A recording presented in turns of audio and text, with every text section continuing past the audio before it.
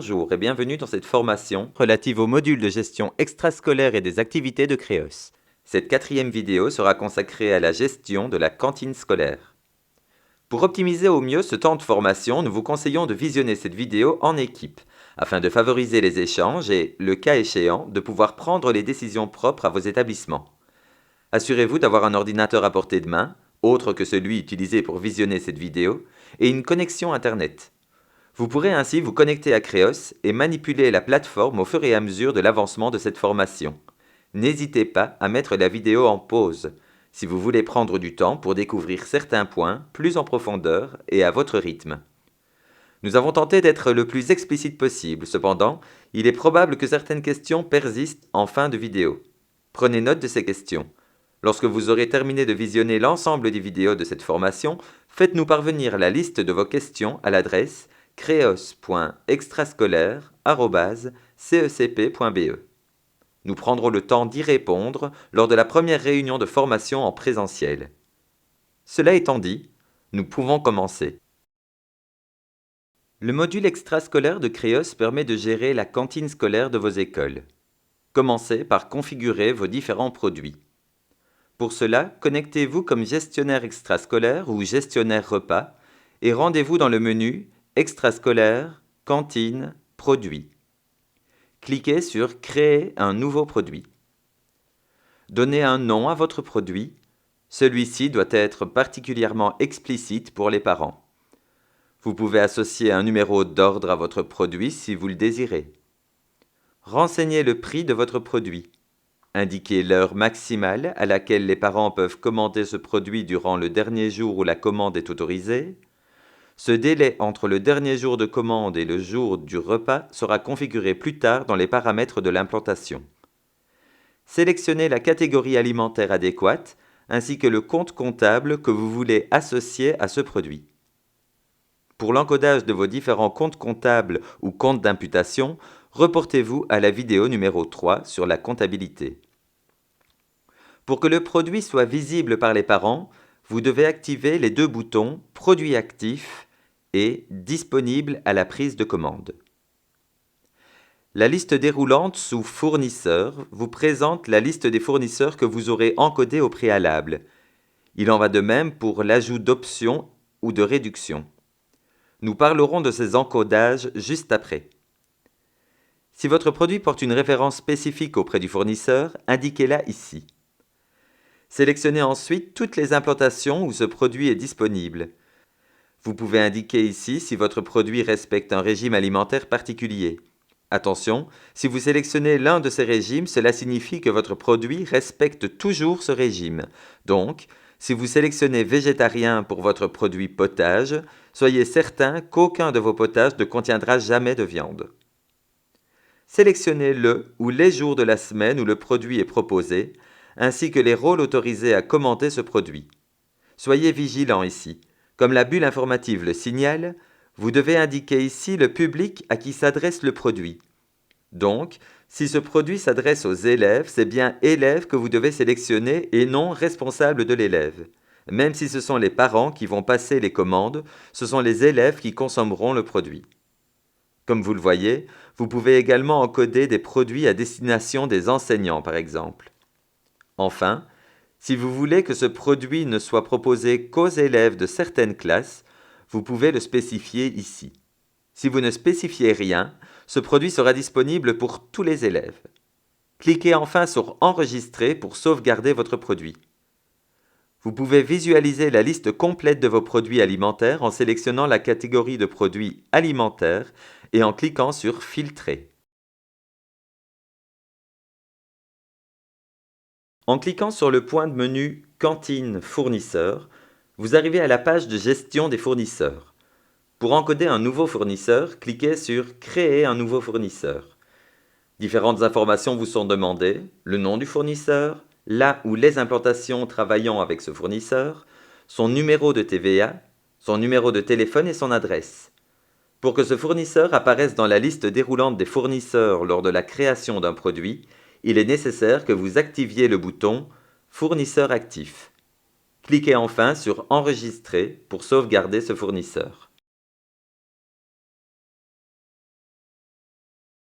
En cliquant sur le point de menu Cantine Options, vous arrivez sur la page de gestion des options. Pour encoder une nouvelle option, cliquez sur Créer une nouvelle option. Différentes informations vous sont demandées: le nom de l'option, ce nom doit être explicite car il sera visible par les parents, le prix de cette option, ce prix peut rester nul s'il s'agit d'une option gratuite, et le numéro du groupe d'options.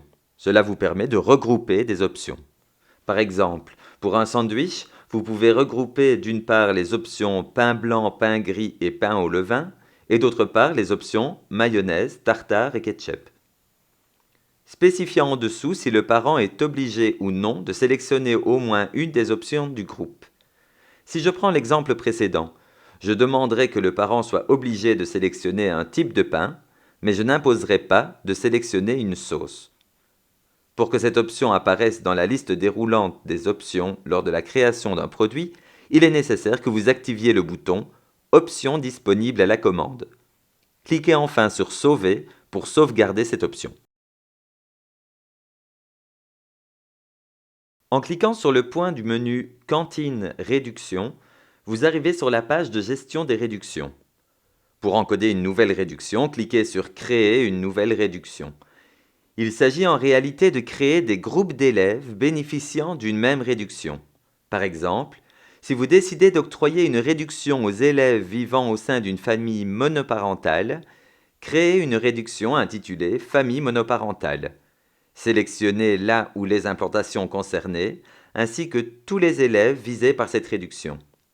Pour que cette réduction apparaisse dans la liste déroulante des réductions lors de la création d'un produit, il est nécessaire que vous activiez le bouton « Réduction active ». Cliquez enfin sur « Sauver » pour sauvegarder cette réduction. Lors de l'encodage d'un produit, au bas de la page, vous avez la possibilité d'ajouter une réduction pour l'un des groupes d'élèves créés. Cliquez sur « Ajouter une ligne de réduction », sélectionnez le groupe d'élèves visé, dans notre exemple il s'agit du groupe « Famille monoparentale », puis définissez le type et la valeur de la réduction. Vous pouvez exprimer cette réduction sous forme d'un pourcentage du prix, 25% de réduction par exemple, d'un prix fixe, le produit coûtera 3 € pour ces élèves, ou d'une réduction fixe, ces élèves bénéficient d'1 € de réduction. Prenons maintenant un temps pour clarifier les concepts de commande et de réservation. Un produit commandé est directement débité du portefeuille numérique du parent, ce qui n'est pas le cas d'un produit réservé dont l'encodage est enregistré mais qui sera payé plus tard. Sur cet exemple, la date du jour est le 11 avril. Les cases grisées représentent les jours de congé. Les parents n'ont pas la possibilité de commander de produits pour ces jours de congé. Les cases en rose représentent les jours où vous n'autorisez plus les commandes des parents. Dans cet exemple, le nombre de jours autorisés avant de pouvoir commander est de 2, le jour même et le lendemain. Vient ensuite la période durant laquelle les produits encodés sont directement commandés et donc débités des portefeuilles des parents. Dans notre exemple, cette période est de 5 jours. Au-delà de cette période, les produits sont réservés. Le nombre de jours autorisés avant de pouvoir réserver est donc de 5. Cliquez sur le point de menu Paramètres d'implantation et sélectionnez l'implantation voulue. C'est dans la partie Calendrier des commandes que vous devez définir le nombre de jours autorisés avant de pouvoir commander. Pour rappel, si vous indiquez 1, cela signifie que les parents ne peuvent pas commander un produit pour le jour même. Si vous indiquez 2, ils ne peuvent pas commander pour le jour même, ni pour le lendemain, et ainsi de suite.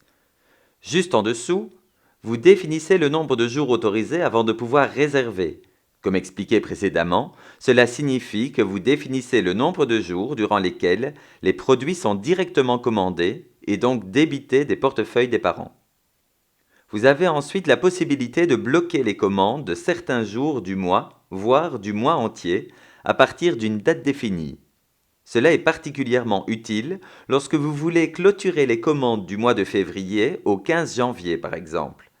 Il vous suffit de cliquer sur « Modifier » en regard du mois de février, de cocher toutes les dates en cliquant sur « Tout cocher », de cocher la case « Appliquer le blocage des jours sélectionnés à partir du » et de définir la date au 15 janvier. Cliquez ensuite sur Sauver pour enregistrer votre configuration. Un peu plus bas, sous l'intitulé Gestion des commandes, vous devez spécifier si vous autorisez les utilisateurs, dont les parents, à supprimer leurs commandes. Si oui, fixez une limite en nombre de jours précédant le repas et avant quelle heure. N'oubliez jamais d'enregistrer vos configurations. Cliquez sur le point de menu Congés. Ici, vous pouvez bloquer les commandes pour certains jours, soit pour l'ensemble des élèves de l'école, soit pour certaines classes ciblées. Cliquez sur Ajouter un congé, donnez un nom à ce congé, définissez sa date de début et sa date de fin, puis sélectionnez l'implantation et les classes concernées par ce congé. Si vous ne sélectionnez aucune classe, le congé s'adressera à toutes les classes de l'implantation. Durant ce jour de congé, aucun produit ne sera proposé à la commande aux parents des élèves concernés. Si vous voulez commander un produit pour un élève, procédez exactement de la même manière que les parents. Cliquez sur le point de menu Commander, sélectionnez l'implantation et l'élève désiré, puis cliquez sur le jour où vous voulez commander un produit. Ajoutez le produit voulu au panier du jour et validez la commande. Attention, si cet élève a plusieurs débiteurs potentiels pour les repas, vous devez sélectionner celui à prendre en compte. En dessous, vous avez la possibilité de réserver ce produit de manière hebdomadaire jusqu'à une date que vous définissez. Vous pouvez passer d'un jour à l'autre de la semaine grâce aux différents onglets ou revenir au calendrier mensuel en cliquant sur le bouton supérieur. Précisons ceci, un parent n'a plus la possibilité de passer une commande lorsque le solde de son portefeuille a atteint le seuil minimum que vous avez défini. En revanche, vous, en tant que gestionnaire extrascolaire ou gestionnaire repas, vous êtes autorisé à passer commande au nom d'un parent, même si le solde de son portefeuille n'est pas suffisant. Son solde passera alors exceptionnellement en négatif. Le point de menu Cantine Commandes vous donne accès à la page de gestion des commandes. C'est ici que vous avez la possibilité de visualiser toutes les commandes. Un grand nombre de filtres sont à votre disposition pour cibler vos résultats. Par date, par statut, les produits réservés, les produits commandés ou les produits passés, par fournisseur, par produit, par implantation, par classe et par élève. Évidemment, ces filtres sont cumulables et les résultats peuvent toujours être exportés sous forme de tableau Excel. Vous pouvez également sélectionner plusieurs commandes, voire toutes, et les supprimer en un seul clic. Cela peut être pratique lorsqu'une classe décide de partir en excursion et qu'il faut supprimer les commandes de ses élèves. S'il s'agit de produits réservés, les réservations seront simplement supprimées. S'il s'agit de produits commandés et donc déjà payés, les commandes seront supprimées et les produits seront remboursés sur chaque portefeuille numérique concerné. Il me reste à vous parler du point de menu Cantine, menu importer. Ici, vous pouvez importer un fichier PDF avec le détail des repas par exemple. Ce fichier sera disponible pour les parents lorsqu'ils se connecteront pour commander. Cliquez simplement sur Importer un menu, sélectionnez l'implantation concernée et définissez la période durant laquelle vous voulez que ce fichier soit disponible pour les parents. Sélectionnez votre fichier et enregistrez votre configuration en cliquant sur Sauver. Vous revenez alors à la page de gestion de vos menus où vous pouvez filtrer les résultats, visualiser les fichiers PDF ou encore supprimer certains menus. Si je me connecte comme parent, je peux accéder à ce fichier PDF à la page Commander. Nous arrivons au bout de cette vidéo de formation. Si certaines questions persistent, faites-les nous parvenir par mail à l'adresse creos.extrascolaire@cecp.be. Nous prendrons le temps d'y répondre lors de la première réunion de formation en présentiel. Merci de votre attention.